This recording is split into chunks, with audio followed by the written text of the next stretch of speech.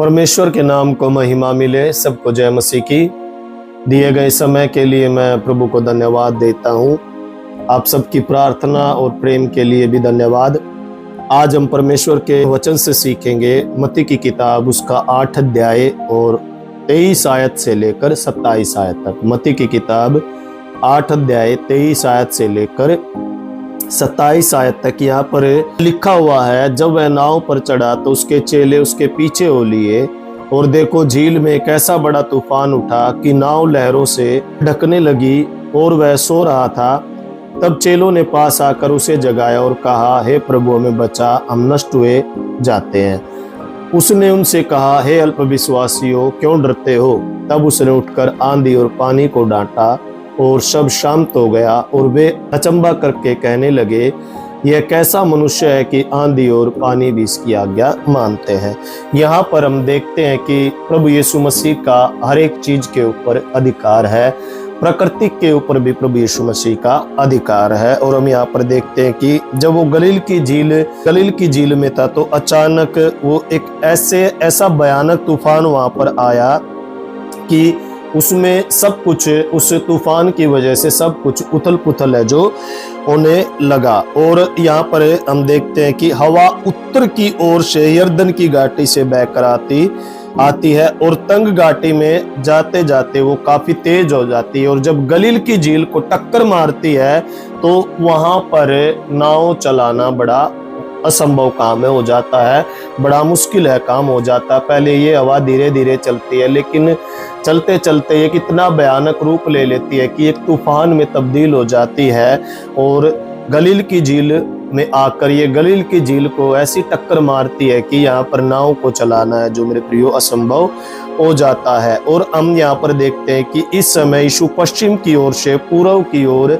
झील पार कर रहा था। एक बार फिर मैं बताना चाहूंगा कि पश्चिम की ओर से पूर्व की ओर यीशु मसीह झील को है जो पार कर रहा था। जब तूफान उठा तो यहाँ पर लिखा हुआ है कि यीशु मसीह सो रहा था, और वो सो रहा था तो यहाँ पर चेले भयभीत हो गए, चेले घबरा गए, चेले डर गए और भाग कर यीशु मसीह के पास गए और उत्तेजित होकर डर कर विनती करने लगे कि हे प्रभु हम नष्ट हुए जाते हैं, हमें तू बचा ले। और यहाँ पर हम देखते हैं कि प्रभु यीशु मसीह उठा और उठकर उनके विश्वास के कारण, उनके अल्प विश्वास के कारण प्रभु ने उनको जो है डांटा और कहा, हे अल्पविश्वासियों क्यों डरते हो। हम यहाँ पर चेलों की एक अच्छी बात भी देखते हैं कि वो भागकर यीशु मसीह के पास है जो गए हैं, क्योंकि उनको श्रेय मिलना चाहिए, उनको जो है उनकी तारीफ करनी चाहिए। वो इधर उधर नहीं भागे, वो जब डर गए तो वो सीधे यीशु मसीह के पास गए और यीशु मसीह को है जो उन्होंने जगाया। लेकिन यीशु मसीह ने उनके अविश्वास के कारण उन्हें थोड़ा डांटा भी, क्योंकि उनको डरना नहीं चाहिए था, उनको घबराना नहीं चाहिए था, क्योंकि उनको ये लगना चाहिए था कि हमारी नाव में प्रभु यीशु मसीह सवार है।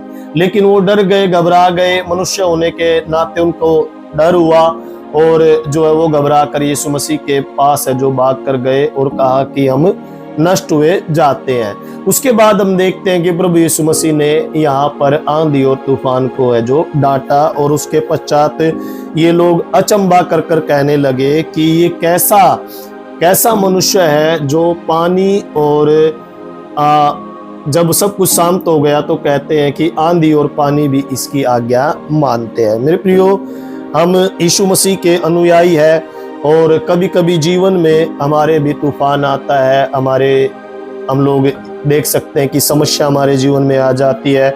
अनेक बार लहरें जो है उठती है और हमें उन लहरों से डर लगता है, उन समस्याओं से हमें डर लगता है, और हमें ये जानना चाहिए, हमारे लिए सुखद बात ये है, हमारे लिए अच्छी बात ये है कि प्रभु यीशु मसीह हमारे साथ है। जैसा परमेश्वर का वचन कहता है कि मत डर, मैं तेरे साथ हूं। और जिस नाव में प्रभु यीशु मसीह सवार होता है उस नाव को कोई भी डुबो नहीं सकता, क्योंकि आकाश और पृथ्वी का स्वामी उस नाव के अंदर होता है।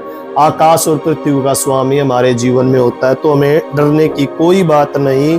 और कोई दूसरा नाम नहीं है और कोई दूसरा नहीं है जो आंधी और पानी को शांत है, जो कर सकता है। प्रकृति के ऊपर भी प्रभु यीशु मसीह का अधिकार है। कई बार हम डर जाते हैं, घबरा जाते हैं, तो आज मैं संदेश के माध्यम से आप लोगों को कहना चाहूंगा कि हमें डरने की जरूरत नहीं है, हमें घबराने की जरूरत नहीं है, क्योंकि स्वर्ग का परमेश्वर प्रभु यीशु मसीह हमारे साथ है। हमें भाग कर, जैसे चेले भाग कर यीशु के पास गए, उसी प्रकार हमें भी जो है प्रभु यीशु मसीह को पुकारना है, प्रभु यीशु मसीह से प्रार्थना करनी है। प्रभु यीशु मसीह सारी परिस्थितियों को संभालने वाला, सारी समस्याओं को दूर करने वाला, और वो हमारा ख्याल रखता है और उसे हमारा ध्यान रहता है। इसलिए हमें यीशु के पास जाना चाहिए। जैसे चेले भागकर यीशु के पास गए, उसी प्रकार हमें भी यीशु मसीह के पास आना है। यीशु मसीह सारी परिस्थितियों को ठीक करने वाला परमेश्वर है। आज यदि आप किसी ऐसी परिस्थिति से गुजर रहे हैं, या आपके जीवन में भी कोई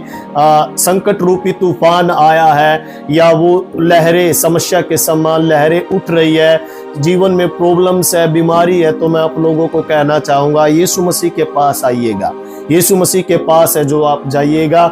यीशु मसीह उन सारी परिस्थितियों को ठीक करने वाला स्वर्ग का परमेश्वर है। धरती के ऊपर, आकाश के नीचे और कोई नाम नहीं दिया गया जिसके द्वारा हम उद्धार प्राप्त कर सकते हैं, जिसके द्वारा हम चंगाई प्राप्त कर सकते हैं, जिसके द्वारा हमारी सारी समस्याएं हल हो सकती है। एकमात्र प्रभु यीशु मसीह, वो हमारे साथ रहता है, हर पल हमारे साथ रहता है। हमें बजाय डरने के, बजाय हमें घबराने के, हमें खुश होना है कि स्वर्ग का परमेश्वर प्रभु यीशु मसीह, आकाश और पृथ्वी का कर्ता प्रभु यीशु मसीह हमारे साथ है। तो इस वचन के द्वारा परमेश्वर आप सबको आशीष दे। मैं आप लोगों के लिए प्रार्थना करना चाहूंगा। पिता परमेश्वर, हम कई बार देखते हैं प्रभु, जीवनों में प्रभु संकट आता है, परमेश्वर कलेश आता है, बीमारी आती है प्रभु, लेकिन हम प्रार्थना करते हैं प्रभु यीशु मसीह के नाम में, होने दे परमेश्वर पिता, आज सारी परिस्थितियों को तू बदल दे। हालेलुया। जो भी हलचल मची हुई है परमेश्वर परिवारों में, हालेलुया, व्यक्तिगत जीवन में, उनको परमेश्वर पिता तू प्रभु हालेलुया हालेलुया प्रभु स्थिर कर। प्रभु हम आपसे प्रार्थना करते हैं, सुनने वाले हर एक व्यक्ति के लिए प्रभु आपसे आशीष मांगते हैं। प्रभु हमें डरना नहीं है, हमें घबराना नहीं है, हमें भाग कर प्रभु हमें हालेलुया तेरे पास है जो प्रभु हालेलुया जाना है। परमेश्वर हम धन्यवाद देते हैं, सारी महिमा तुझे देते हुए प्रभु यीशु नाम में हम इस प्रार्थना को मांगते, सुन और ग्रहण कर पिता, आमीन आमीन। सो परमेश्वर का धन्यवाद हो। यदि आप लोग प्रार्थना कराना चाहते हैं तो स्क्रीन के ऊपर एक नंबर दिया गया है, आप उस पर संपर्क करें, हम आपके लिए प्रार्थना करेंगे। God bless you. प्रभु आप सबको आशीष दे। जय मसीह की।